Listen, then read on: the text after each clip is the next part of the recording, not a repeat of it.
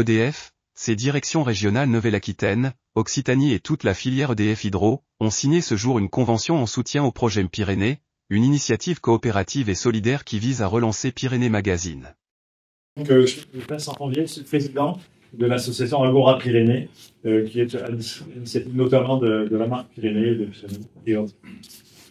Et il y a à peu près un an, un peu plus d'un an, j'ai été sollicité par des gens du groupe Bayard, que vous connaissez, donc Milan Presse, qui m'ont annoncé en confidentialité à l'époque qu'ils voulaient se séparer de leur de territoire, c'est-à-dire Pyrénées Magazine, Alpes, Bretagne et Terre Sauvage. Et qu'ils avaient trouvé des repreneurs pour Alpes, Terre Sauvage et Bretagne, et ils n'arrivaient pas à trouver de repreneurs pour Pyrénées Magazine. Quand je dis les repreneurs pour les autres magazines, c'est-à-dire les financiers, les gens qui avaient les moyens de les racheter les titres et de les occuper. Et mon interlocuteur, Éric de Caramel, qui est le patron de la presse de territoire, sachant, on est partenaire sur la marque Pyrénées, m'a dit, mais puisqu'il y a ce réseau marque Pyrénées à Agora Pyrénées, est-ce que tu ne veux pas réfléchir à une reprise de ce titre Pyrénées Magazine? Ça serait dommage, parce que sinon ça va disparaître.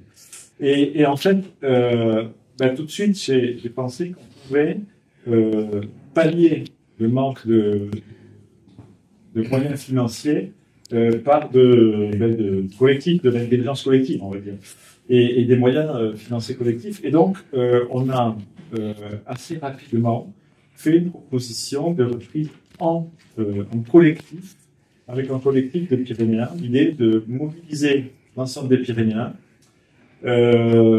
pour reprendre ce magazine. Et quand je dis mobiliser l'ensemble des Pyrénéens, c'est-à-dire à la fois des citoyens, à la fois des entreprises, des associations, des collectivités territoriales. Et on est parti dans l'idée de la création d'une société coopérative d'intérêt collectif, une SIC, que vous connaissez sûrement.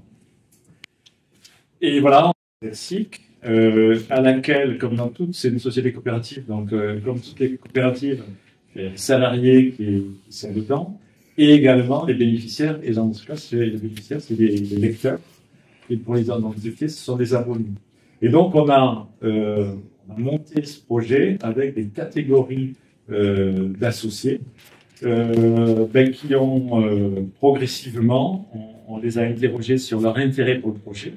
On a eu une majorité de gens, je crois qu'il y a eu personne qui a dit non, c'est pas bien, et on a décidé de foncer, sachant que le projet qu'on leur présentait, c'était pas seulement de reprendre un magazine papier, mais c'était également d'accompagner, de créer tout un univers numérique Pyrénées Magazine Online, avec un site internet, avec une appli, avec des newsletters, avec une présence sur les réseaux sociaux, et tout ça pour donner envie aux Pyrénéens de lire Pyrénées Magazine et de s'y abonner, sachant que l'abonnement, c'est l'objectif majeur. C'est-à-dire que ce que l'on cherche, c'est que les gens s'abonnent à Pyrénées Magazine.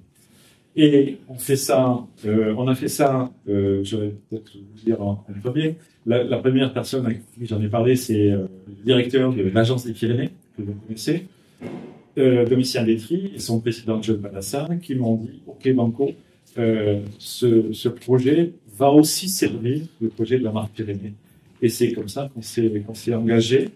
À la fin de l'été dernier, j'avais suffisamment de promesses d'engagement pour dire, OK, on y va. Et parmi ces promesses d'engagement, parmi les entreprises pyrénéennes, il y en a une, la plus importante, qui m'a dit, OK, bien sûr. Et c'est bien sûr EDF. Et Christian, étant déjà lui-même engagé à nos côtés depuis très longtemps, je ne doutais pas de l'engagement d'EDF. Voilà, donc on a fait ça. Et aujourd'hui, on a créé la société. Donc, avec un petit jeu de mots, Pyrénées Magazine, notre nom de code, c'était PM Pyrénées Magazine. On a inversé, on a dit MP. Et donc, la société est créée. On est en phase de souscription. Et ça c'est important à dire dans la presse, comme c'est une société à capital variable, on peut y souscrire quand on veut. C'est-à-dire que si vous le souhaitez, à titre de citoyen ou à titre d'une association, d'une entreprise, souscrire, vous pouvez le faire quand vous voulez. Et donc, ce qui veut dire, c'est qu'on est en recherche de fonds permanents, parce que pour développer toute la partie numérique, on a besoin de moyens financiers.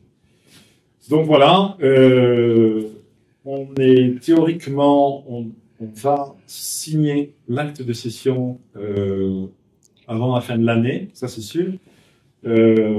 Ça devait être au 30 novembre, ça sera peut-être un peu plus tard. Mais en tout cas, ça c'est fait, on est dans la tambouille juridique, mais avec une attitude très très bienveillante, facilitatrice du groupe Bayard et de Milan Presse qui veulent aussi que ça, ils veulent pas que le magazine s'arrête.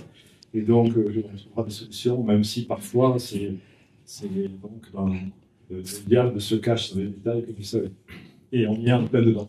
Je pense que EDF fait partie des plus gros contributeurs. Et heureusement que EDF nous accompagne dans ce projet. Et voilà, c'est tout ce que je peux en dire. Est-ce que j'oublie quelque chose Amoureux, très attaché à Pyrénées Magazine. C'est la raison pour laquelle on a fait un chèque de. Ça suffit pas à faire le chèque 2. Moi, je pense qu'il y a deux choses derrière l'hydro là qui nous ont motivés par rapport à ce projet. Premièrement, c'est par rapport à l'action que l'on mène avec une rivière en territoire, Hervé et Laurent ici présents. C'est toute la connexion avec les acteurs pyrénéens. Vincent a cité l'Agence des Pyrénées, a cité Agora. Bon, tout ça, ça fait sens parce qu'en fait, on travaille presque au quotidien ensemble sur ces projets-là, qui a abouti récemment sur la marque Pyrénées. Le projet Pyrénées s'inscrit aussi dans ce cadre-là. Donc, je pense que premièrement, ça fait vraiment sens, voilà, d'avoir tous ces acteurs fédérés qui vont se retrouver aussi à travers ce magazine. Ça, c'était pour le premier point. Le deuxième point, ben, c'est tout simplement notre métier. Aujourd'hui, je suis content parce que finalement, on est quand même en forte représentation avec François et Hélène qui dirigent les structures. François sur le territoire d'Adourega, mais sur Hélène sur toute la partie pyrénéenne. Et puis, on a tous les représentants des groupes, enfin pas tous, quelques représentants des groupes d'usine, avec Thierry qui est dans le Comminges, Baptiste qui est en Vallée d'Or, François qui est en Vallée d'Aspe, Maxime qui est à Saint-Gaudens, Jean-Charles qui est au Couserans, et puis Romain, venu tout petit, qui est dans les Pyrénées-Orientales. Donc là, on a des échantillons, mais ça montre bien comment EDF Hydro, finalement, on a maillé les Pyrénées. Vous savez combien on a de centrales dans les Pyrénées? EDF, deux chiffres pour voir.